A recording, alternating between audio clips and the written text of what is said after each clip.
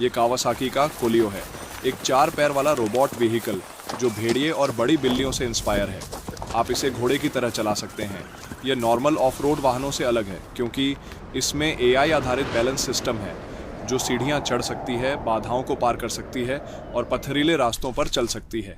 यह हाइड्रोजन से चलने वाला 150 सीसी इंजन इस्तेमाल करता है जो केवल पानी छोड़ता है, यानी कोई पोल्यूशन नहीं।